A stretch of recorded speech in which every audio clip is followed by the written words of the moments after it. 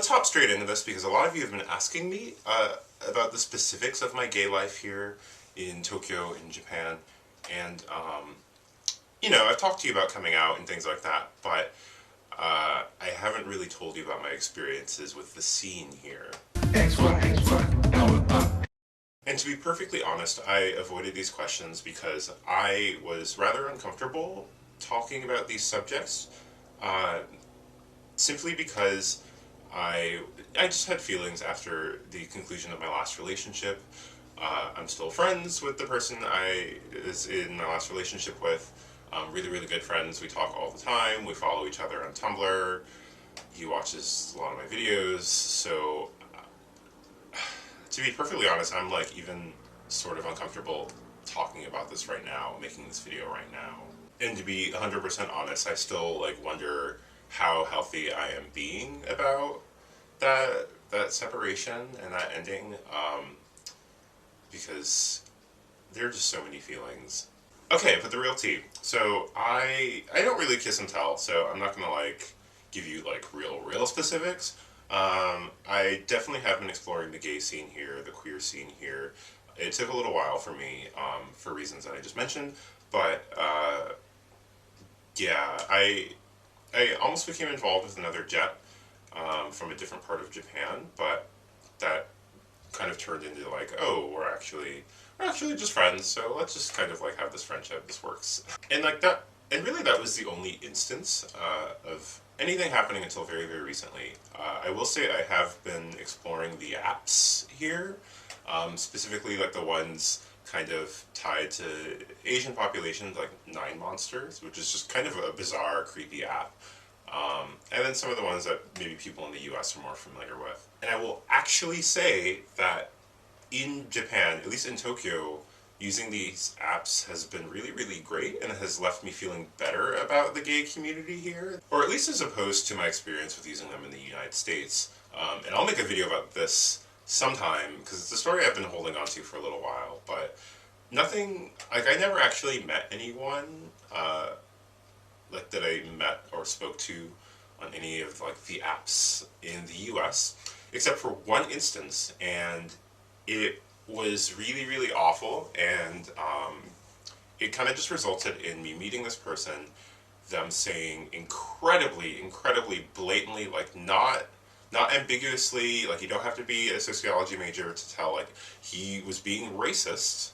Um, so he's saying all these racist things, and I ended it like before anything even happened. Like after he finished speaking, I was like, okay, like I'm going, like I can't do this. So I'll make a video about that sometime. But I would say that my experiences here have been interesting in that, one, Japanese men tend to be much friendlier than random guys in the U.S.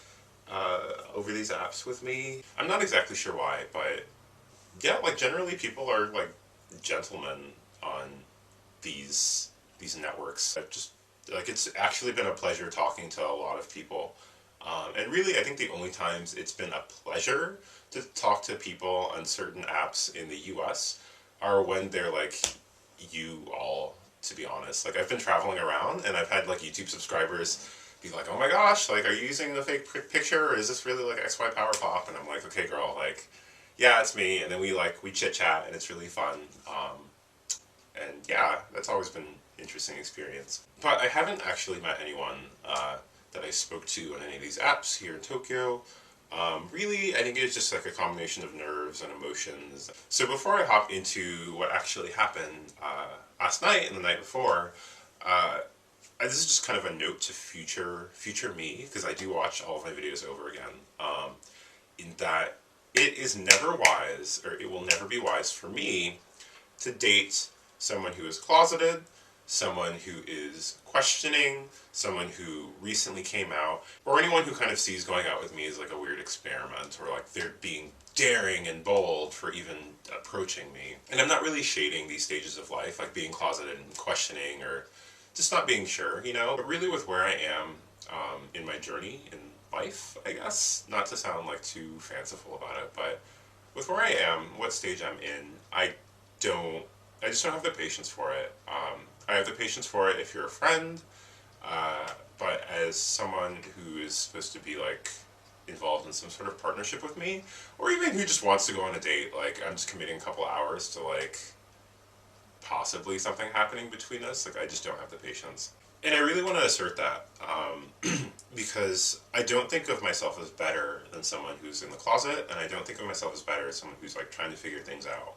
I feel like I might be further along, or I've like walked this queer path much longer. So I've seen a lot of things, and sometimes it's fun to go back and be a tour guide for people, and then sometimes it's not, and sometimes it's boring and draining and pretty awful. So a lot of you have been with me since I was in high school, and if you were, you would be aware of, and some of the videos are still up, like Jesus, I need to take them down. You'd be aware of some of the videos that I've made about having really intense crushes on guys, and I would just ask people out. After a while, I just couldn't take this crush, and I have to like ask them out, and most of them were straight, and it was really awful for my feelings because obviously I'd be turned down, and I would just like hope and hope and hope and wish that that there was some force out there that could make like these guys like me.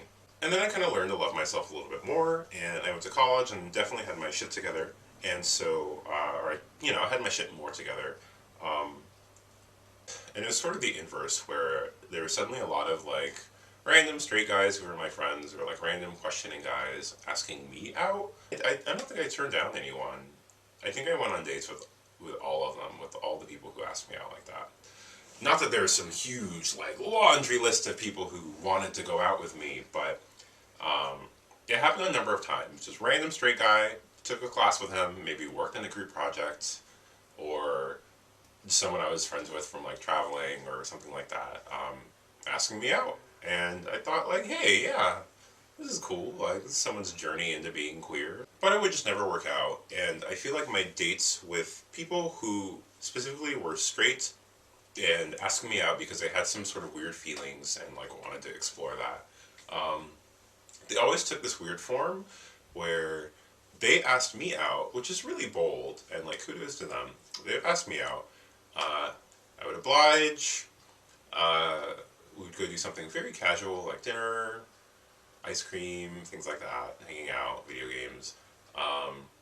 And there was just sort of like a weird expectation with them, and it wouldn't be like verbally expressed, but you could tell like they were expecting something. It's something very different from like the chill dates that I like to go on. So I'm not going to ramble too much more, but that's sort of what happened here in Japan even. So 2 nights ago, I was at my favorite bar, and I was alone, and it was a really good night of drinking, and I was about to leave when I was like literally stopped as I was leaving the bar by 2 Japanese men who just wanted to talk, and so I talked with them, and they were really cool. And one of them was like the straight guy. This is a gay bar, by the way. But one of them was a straight guy. Another one was this gay man who verbally said like, I am like in the closet, like very, very, very deep in the closet. So I was live blogging some of this to all of you because it was a really satisfying conversation, and it was such a great conversation in Japanese that wasn't small talk at all. We're specifically talking about scuba diving, like the dives that they go on, like what diving is like, which was just so, that was like a really big step for me. And so we're talking about scuba diving, and the queer guy, he studied sociology, so so we spoke about social theory in Japanese, and obviously it wasn't like the most nuanced conversation, but it was really cool, and it was just really satisfying. So so we all chit-chatted, and then we exchanged Facebooks, and I went off on my way, and it was really good. Eventually I go home, and I go to sleep, and I wake up, and I'm getting texted or messaged by the queer guy that I met the night before, early, like not early in the morning, maybe it was like 9 or 10, and it was really nice. And so we were just chit-chatting. They're very friendly, very polite texts, like, it was really nice meeting you last night, you're really cool, like, maybe we should hang out or do something sometime. And I said, like, yeah, it would be cool. And he's like, wait, like, if you're free today, like, would you like to go out? Like, that'd be cool, because I'm free. And so um, that was kind of like a really big moment for me. I thought like, oh my gosh, like I was just asked out on a date, which has happened before, but um, not in Japan and not in Japanese. And so my thoughts were just like, I was more nervous about just having to go through a date in a different language rather than just like being nervous about going on a date, like a first date with this person. So, um, but I said yeah, and so he wanted to go out to a restaurant and cafe and just do that for a while, and then like walk around this one neighborhood in West Tokyo. So I agreed, and I got cute looking, and went off to the station, hopped on my train, met him out there, and the date happened. And I think it was sort of like all of the good vibes that I experienced the night before with meeting him were suddenly gone.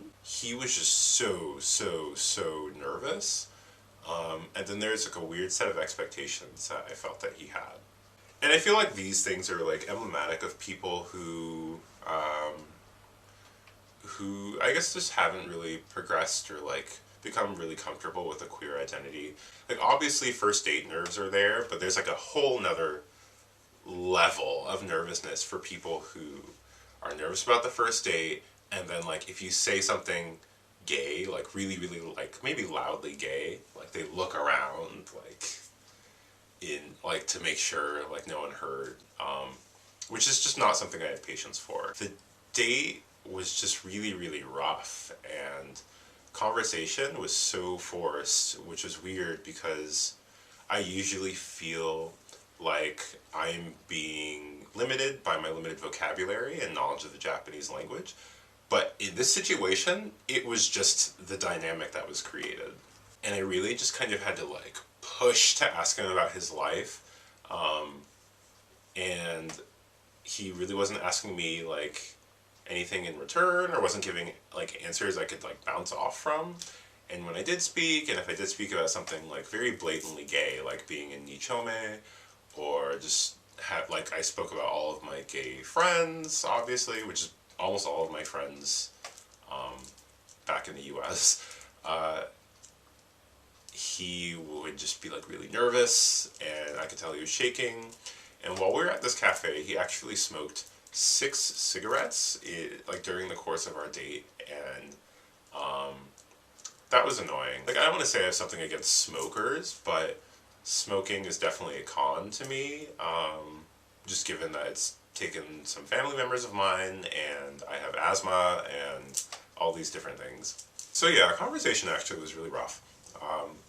After maybe like 2 hours or something, we leave this cafe and we're walking around these like little, cute little neighborhood with a bunch of shops, and I'm like desperately trying to like point at things or just like say things. Like obviously, you all know I'm comfortable with long silences. I really don't believe, or I really get annoyed when people clock every silence as an awkward silence in conversation. But like he was almost paralyzed, and I felt like he just felt weird about possibly being seen as gay with me, even though day to day, usually not every day, but usually, we all know I'm a queen, but society, people who just walk by and who don't know me, like typically don't, you know, I'm not clocked. And after a while, I just couldn't take it, and I said like I was just gonna go. I said I'm sorry, like I have to go home. I have some things to do. There was like a weird expectation. He didn't explicitly verbalize it, but I felt like he expected this interaction to lead to sex, and that he asked like where exactly did I live and like how far was it, um, and then like started talking about how his place was like a very short walk away, and the way he was looking at me when he was like doing these things was just, it made me feel a little off. So I said, yeah, like I live over in this neighborhood. Like I have to go home and like do some lesson planning. So I will see you sometime. And he like reached out for a handshake, and I don't really do handshakes, so I gave him a hug, and it was very much like I couldn't tell if his body like stiffened because he was like paralyzed and like didn't want a hug, I guess. He hugged me back, but it was still like it was just so awkward. I think it was a combination of being hugged by a gay man in a very public non-gay place and then like sexual tension on his part. I didn't like I at that point in time, like I know I'm not ever gonna like have anything with this person romantically or sexually. So there wasn't tension in my heart, but there was clearly tension in his. So yeah, that's about it. I don't really know the direction I wanted to go with this video. I just wanted to tell you what happened. I texted him after that and said I had a really nice time, and I hope to see him around sometime in the future. And he said yeah, and like nothing ever happened after that. But that was like last night, so that's about the end of this video. I think this is Being Gay in Tokyo Volume 3. I think it's 3. I know it's really long, and I'm sorry. Some of you like my long videos, and if you don't, then you can unsubscribe. I hope everyone had a great weekend, and I will see you soon.